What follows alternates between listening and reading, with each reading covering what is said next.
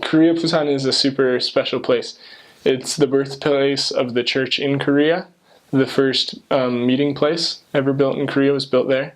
The first stake, the first church held there was there. When during the Korean War, when the U.S. servicemen and other nation servicemen were over there, they didn't proselyte, but they held meetings there, and that's where the church started, was in Pusan. So one of my areas was where the Book of Mormon was translated for the first time into Korean by a missionary. We have the first stake, the first ward there. The first stake building is still there. I served there in Sujang. The church history there is just beautiful, just super rich. The headquarters is now in Seoul, but the church was born in Korea, in Pusan. Church-wise, there's 3 stakes there now. I think there's 2 districts. There's some really big cities there, like Pusan is obviously in the Pusan Mission. Daejeon is in the Pusan Mission. Changwon is another really big city. We have Jeju-do, which is like the Korean paradise, the Korean Hawaii, I guess you could say, is in that mission. There's missionaries on that island. Yeah, there's just a lot of Korean history there. Some of the biggest Buddhist temples are there. Those are beautiful structures, really rich in history.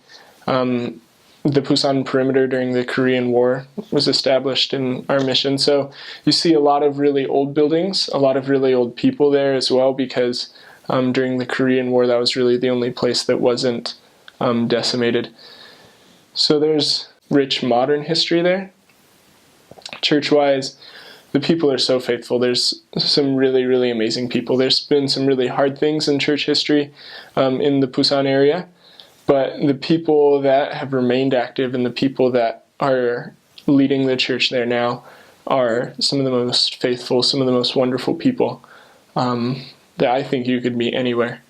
The stories of faith that come out of there are just unbelievable, almost. One of the greatest blessings was just talking to the older people that lived there, even the church members, non-church members, and just talking to them about what they've experienced. And it's unbelievable. Some of the stories of faith, the things that they've had to overcome as a nation, the things they've had to overcome as a church there. The missionary work isn't slow in Pusan. It's vibrant. There's lots of different aspects. You get a lot of proselyting work there. You get a lot of teaching and baptizing. You also have a lot of reactivation, which is some of the sweetest work. You have a lot of finding less actives, recent converts, and bringing them back. A lot of them want to be back, and you just have to fish them out of the world, which is what you have to do everywhere. But it's extremely rewarding. They're such a loving people. Pusan is known for its dialect, which is kind of crazy. It's super cool. It's not super difficult to understand once you kind of get the hang of the language in the first place, but it adds a whole nother dimension. There's a lot of different dialects in Daegu, Pusan, kind of out more east, like near the Daejeon-Pusan border. Some crazy dialects down on Jeju-do, almost a completely different language. The older people speak that. It's crazy, but yeah. And then the food there is kind of different.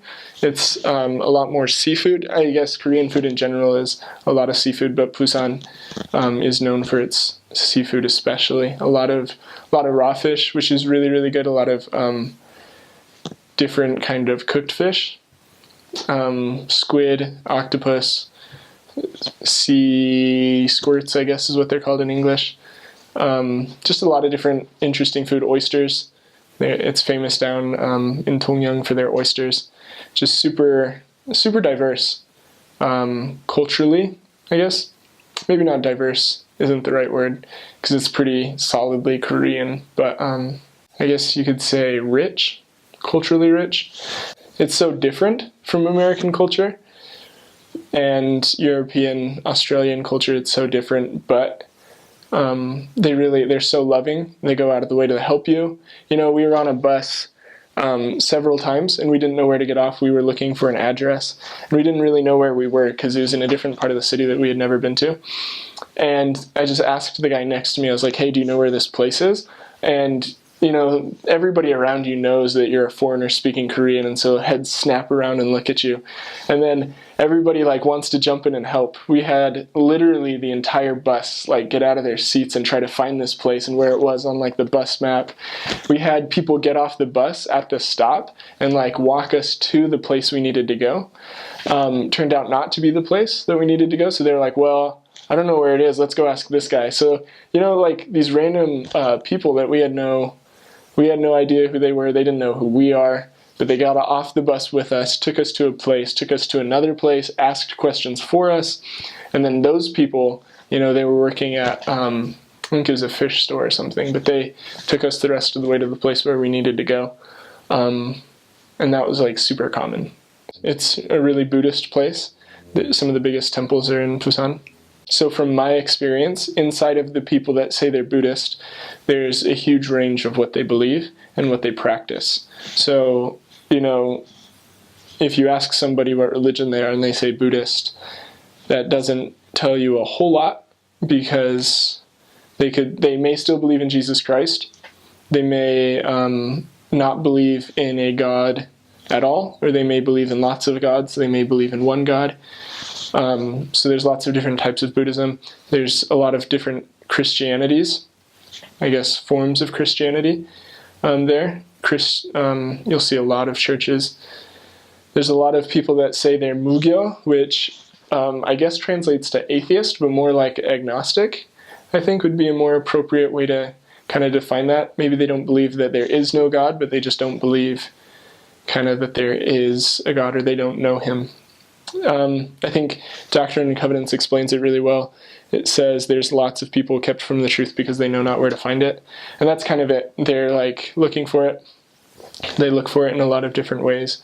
Building common ground, like you said, that is so important, because there's so much that we do have in common. People are fundamentally good, especially Koreans are fundamentally nice people. They believe that doing good is the right thing to do, and that you should do good regardless. The Lord's church isn't a church of boundaries necessarily.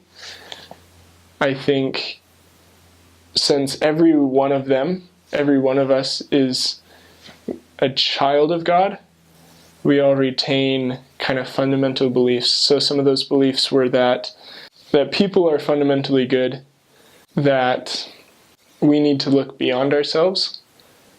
Family is really important. So that's a huge point of common ground. Love and faithfulness inside a family. The fact that you should live, kind of in a disciplined way, with respect for other people. That's a huge thing. So what that would look like is you can't just go to somebody and kind of disrespect their beliefs, because, in a general sense, it's hard to talk about common ground, but, any given person that you talk to, there's, acres and acres of common ground between you, and there's so much love that you can share by finding that common ground. People are so interesting. You can just learn so much by figuring out things that are similar. And the nice thing about the gospel of Jesus Christ is that it does apply to every aspect of life. And so as long as you're aware of the gospel of Jesus Christ and it's an integral part of everything you do, you'll be able to find how it relates to anything that somebody says to you. And so, yeah, it's really easy. Just find out about other people. Thinking about what I would do if I could go back, it would be to go back and just talk to people, find out about them, and how the Lord has prepared them to receive the gospel. Because they say the devil's in the details, but I think the Lord is in the details more. And I know he's in the details of my life, and he's in the details of every single person that I met. He's in the details of their lives. And you just got to find it. And when you do, it's really beautiful. It's like a treasure hunt, basically. My first area was Sachan in Gyeongsan-namdo, right on the south kind of, what is that, southwest corner of the mission. So Sachan, and then in Kumjang, which is inside of Pusan, it's the northernmost area in the city of Pusan. Then Sujang, which is the steak center for the Pusan steak. Then I went to Hoge, which is in Ulsan, which is kind of farther north, right on the sea again. And then went to, from Ulsan I went to Chine, which is in Changwon City. I was only there for a transfer. But that's where like the, it's famous in Korea. I think it's famous worldwide because a lot of foreigners were there. The Cherry Blossom Festival. It's only a week long, but it's like the biggest in Korea. So Chine, and then I went to, my last area was Gumi, which is really kind of far north in the Pusan area, right next to the Daejeon mission. I started my mission in the Seoul mission. That's where I got my call to, but about 4 months into my mission, I got transferred to the Seoul South mission because of all the new missions that were created. And so I'll talk mostly about the Seoul South mission because that's the one I know the best. So in the Seoul South mission, there are 6 zones, and it's a very small mission. It takes about 2.5 hours by subway to travel from one side to another, and it goes from right underneath the Han River to the bottom of Suwon, which used to be in Daejeon mission, but now it's a part of the Seoul South mission. And so there are 6 zones. We're kind of stacked like right across each other. It's mostly city. There's a little bit of countryside when you get further south, but up in the Seoul Incheon area, it's all big city, big apartments, big roads, lots of people. Public transportation's really good in Korea, super good. You can get everywhere by buses and by the subways. We don't ride bikes. We don't drive. We just walk and take buses. The mission home is in Songpa, and it's right southeast of the Han River, and so it's kind of like near to the outskirts of the mission, so it's not quite central, but yeah, it's a beautiful area. I like Songpa. The weather is a lot like Utah's. We have the 4 seasons that right now it's winter over in Korea, but it's very humid there, and because we're on a peninsula and so we're surrounded by both sides of the ocean, and it can be very cold in the winter, and it's very hot in the summer. And they also have winds during the winter that come down from the Siberian mountains, and so they call them sword winds in Korea, and they will like cut you to your center. They're very cold. It's mostly big city. It's not really, there's a few mountains and a few hills, but nothing like really big. Well, I'm from Utah, so to me mountains are mountains, but in Korea they're mostly hills that they call mountains. But yeah, it's just a big city. There's forest. It's really green when you're getting to the countryside. It's really pretty. I love Korea. I love the look of Korea. It's beautiful. Actually, the Seoul South mission is a lot of residential area. It's a lot of where people who work in Seoul, they live in like the Seoul South boundary. So like Incheon and like right below the Seoul River and like in Suwon and all that. So a lot of it isn't a whole lot of touristy spots. It's a lot of like places you live. I mean, there's Gangnam, Gangnam Style, the song. So Gangnam is in our mission, and so that's a huge shopping district. A lot of our mission is a lot of shopping areas. And so if you like to go shopping, it's a good place to go. But a lot of the big tourist sites aren't really in our mission. They're all up in the Seoul mission. And so we don't really get to go see a whole lot. I mean, there's a few there. There's like a Buddhist temple in Gangnam that's really cool. And just a few places. I know like Suwon has a traditional village. But for P-Days, I like to do crazy things on P-Days because I was like, come on, we're only in Korea once. And my companions be like, oh, I'm tired. I'm like, you can sleep when you go home. Let's go do something. So like, we would look around in like our area. Like my last area was right by a mountain. And so we went hiking a lot, and we went to a butterfly park, and we just did crazy things and went exploring. They had like the city museum, and I would ask members like in this area, like, is there something fun to do, or is there something interesting to do? And members were pretty helpful, and they would give you things. But our mission is very small, and so I mean, if you wanted to go to Gangnam on a P day, I mean, I lived on the opposite side of the mission. It only took me about 45 minutes to an hour to get there, so it's not that bad. Like, if you want to travel within there. I started in Seongnam, then I went to a place called Gimpo, which is more towards the north end of our mission, and because I had split into the Seoul South mission with President and Sister Maurice. So my third area was Gangnam, like the dance, Gangnam style. So I was there, and then my last area was Bundang. And as you continue in the mission, you get to learn more about the culture, of course, and you understand the conversations that are going on. And I got to learn about Kim Ho-jik. I don't know if you've heard of him, but he was the first Korean who was baptized from Korea. And so I met his daughter when I was serving in Gangnam. It was pretty cool to read the story. There was a book entitled Feed My Sheep, and it talks about the missionary work that went on in Korea, like from the very beginning, closer to present day. As far as church history, I think that would be a great book to really understand church history in Korea. There was a old church movie that talked about different missions and talked about Africa, Hong Kong, and Korea was one of them, and it talks a lot about Kim Ho-jik in that. There's 4 missions in Korea. You have the Seoul mission, the Seoul South mission, the Daejeon mission, and Pusan mission. And Pusan and Daejeon are more countryside, is what I kind of was feeling, and Seoul and Seoul South are more city or seem more developed. I had never lived in a city before my mission, and so going out there, it was a very new experience. The church growth is, I would say, pretty steady. We did a lot of work with less actives.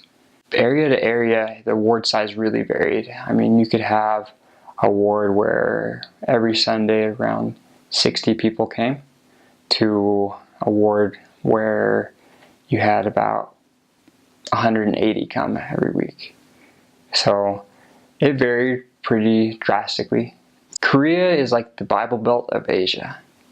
It has so many Christian churches, and oh man, there's so many stories where you're walking down the street and there's missionaries from another church saying, "Oh no, you're wrong, let me explain why." And we're just like, "Oh, like, have you read the Book of Mormon? How about you read this first and then we'll talk?" And so there's a lot of Christianity. There is Buddhism, and I'm sure there are other things as well, but those are the 2 that kind of stick out. There's a lot of pull in churches. So if your friends go to this church and you don't, eventually you'll be going to that church, is kind of the feel. A lot of people, I think, not only Korea but across the world, think Mormons, cult, and that happened a lot in Korea, and we were like, well, what do you know about us? And they're like, "Oh, well, not much actually." "Oh, okay, so can we talk?" And we'd usually be able to talk and get a good conversation going through that. Then they'd be able to see that we're normal people, and there were a few times that the people, they were so ingrained in the church, they would wonder why we were out here. And I said, "Well, do you really expect me to come, halfway around the world to tell a lie?" And I think that would, get a few people, because they were like, "Oh, well, you're right, you probably wouldn't. I mean, it's expensive." So a big thing in Korea is drinking. I had so many people on my mission tell me, a meeting isn't a meeting unless you're drinking with the boss. And I was like, "What happens if you don't drink?" oh, well, you don't get promoted, you won't get to you won't do well in the company, and you'll probably get fired eventually. And I was like, well, that doesn't sound good. Well, we have the word of wisdom here, and if you would like to get baptized and follow Jesus Christ, you need to be able to give up alcohol. And there were a few times that it was like, I gotta keep my job. I'm sorry, I can't do it now. Maybe later when I'm higher up in the company. And so we lost a few investigators that way, but a lot of them, they showed a lot of faith and like, okay, I can give it up. I had one guy, because I never knew that green tea or black tea, like we didn't label it here in the States when we learn about the word of wisdom, but we have to specifically tell them, no green tea or black tea or alcohol, and go through the word of wisdom like that. And I had investigators, they bring a backpack with them or something, and they say, oh, so like this is not allowed, and they pull out green tea. I'm like, oh, no, it's not. And I had a few of them just throw it in a trash can, and I was like, all right, I can take that trash out so then no one in the church thinks that we're drinking green tea. But yeah, you had extremes with that. I think Sabbath day observance is another tough one, because the people of Korea are some of the hardest working people I've met. They have a mentality to just get things done, do it right, and then move on to the next thing very efficiently. So when you say, yeah, the Sabbath day is a day of rest, if they don't have the Christian background, or with another church they've been with, they don't necessarily have to go every week. They really feel pressure from that. They call it budam. It's kind of like bad pressure. I don't think there's an exact translation for it, but Sabbath day observance is a tough one, I would say. I would say those are the two biggest ones that I ran into.